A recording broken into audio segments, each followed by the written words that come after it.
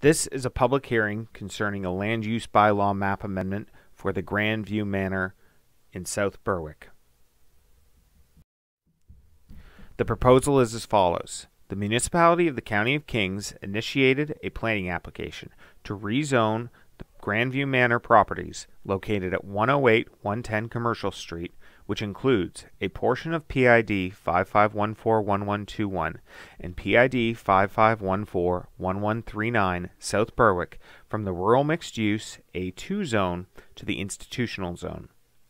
The institutional zone is appropriate for the type of land use, a residential facility, that is located on the properties, and the rezoning would permit the development and potential future expansions to the View Manor as of right.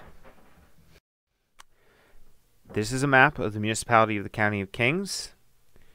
The red circle that appears on the screen is the approximate location of the View Manor in South Berwick. You'll note that it's in a very central location within the municipality and adjacent to the town of Berwick. This is an aerial photograph of the subject properties. So you'll note that the subject properties are outlined in red, the larger of the two being 55141121. The portion that is highlighted and outlined in red is located within the municipality of the County of Kings, and the smaller of the two subject properties, PID 55141139, is surrounded by the larger of the two properties. The total area of the larger property is 38.7 acres, and the smaller property is 3.9 acres for a total area of 42.6 acres.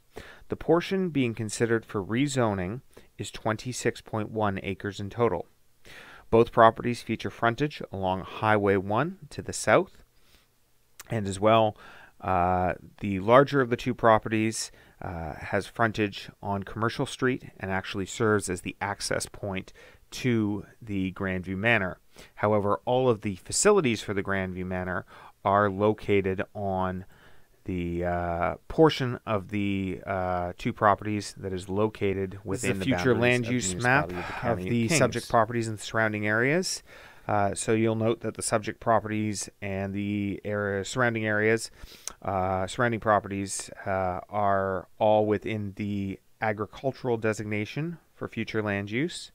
This map also serves to kind of show a good delineation between the boundaries between the two municipalities, the town of Berwick and the municipality of the County of Kings. This is a zoning map of the subject properties in the surrounding area. So you'll note the subject properties fall within the rural mixed use A2 zone, as do a number of properties on the both the north and the south side of Highway number 1. There is a residential subdivision zoned A4 or country residential, and that is located directly to the east of the subject properties and abuts the subject properties. There's also a commercial node at the intersection of Highway 1 and Windermere Road. So this is a zone that's intended to serve kind of rural residential uses and provide businesses that are complementary to those uses. So there's an Avery's Farm Market there, there's a retail store, a personal services shop, and a service station for auto repair as well. This is a aerial photo again of the subject properties. I can just pop up here. So the access point for the View Manor is located on Commercial Street within the town of Berwick, which travels east. You'll note the facilities for the View Manor here, and they are all interconnected.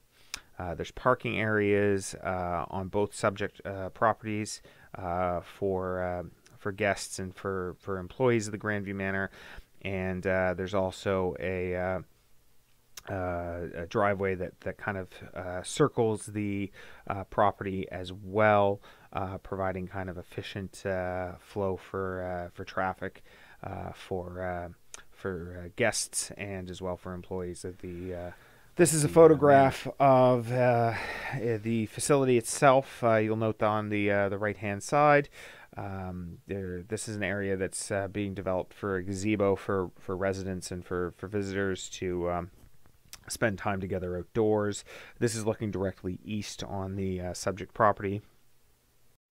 This is a photograph that's taken pretty much kitty corner from the previous photo. This is looking west.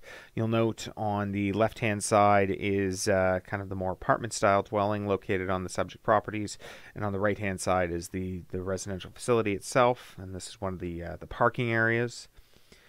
This is a photograph taken in roughly the same place looking north, so you'll see the facility on the left-hand side and some maintenance and storage buildings on the right-hand side. And this is a photograph of the subject properties, again, roughly in the same photo.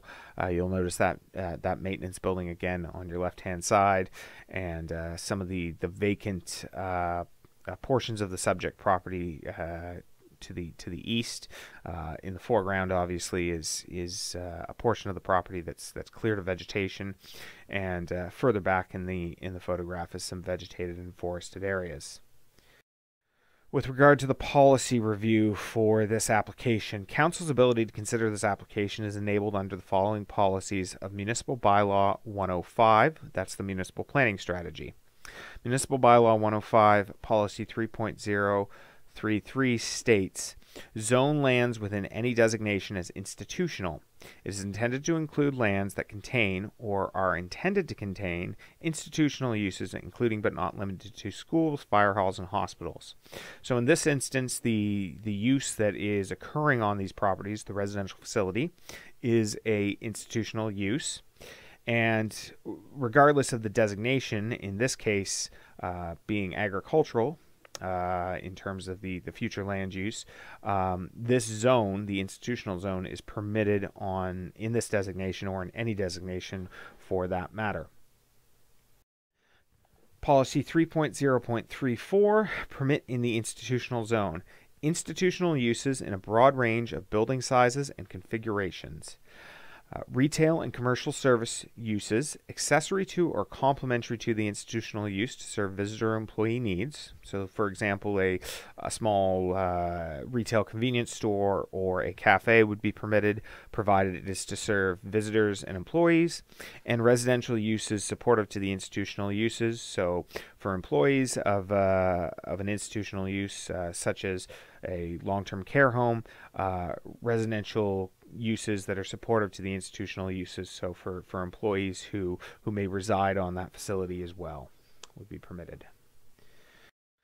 Policy 3.0.35, regulate the location of driveways and parking and loading areas to facilitate efficient traffic flow. So essentially the access points, driveways, and parking areas can be regulated to ensure that there's kind of efficient and safe traffic flow on the subject properties within the institutional zone.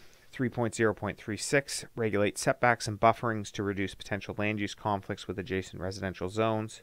So ensuring that any new buildings are developed in a manner that ensure that they're set back far enough from adjacent residential uses, and that there's adequate buffering between the two types of uses, institutional and residential.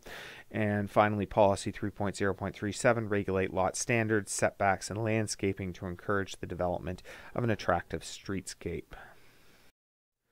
In terms of the general criteria, these are the criteria in which all planning applications are evaluated against, and these are found in the Municipal Planning Strategy under Policy 5.3.7.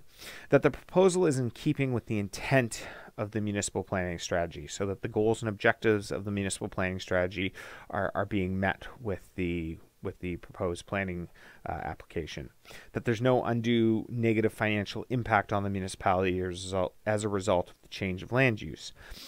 That the surrounding land uses are compatible with the proposed land use.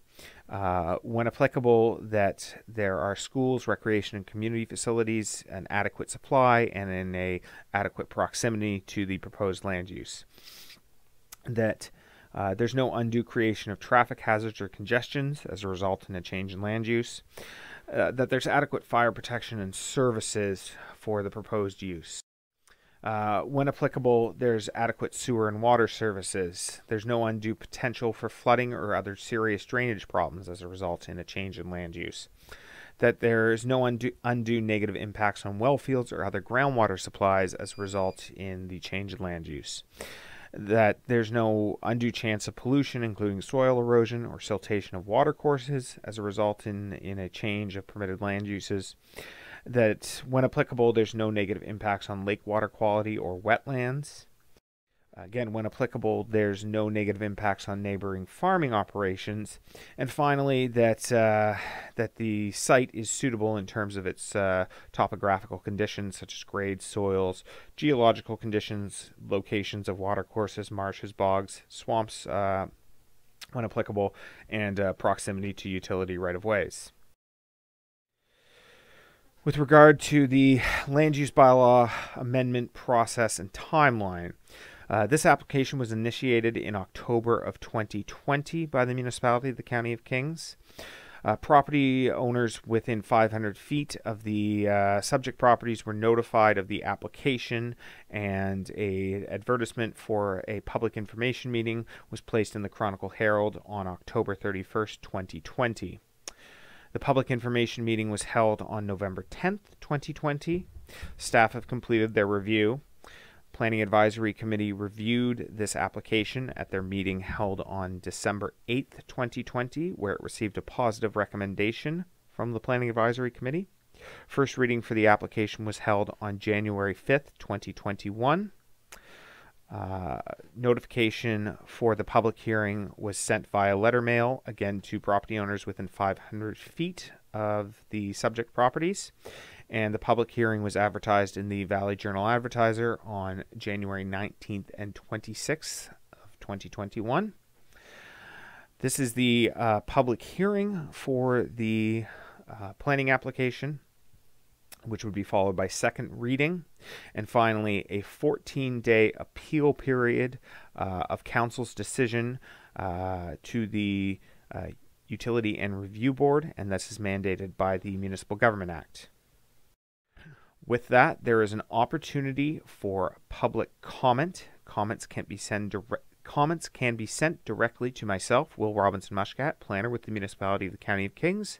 And these comments can be sent either via telephone 902-690-6173 or via email wrobinson-muscat@countyofkings.ca. The deadline for public comments is Monday, February 1st at 12 p.m.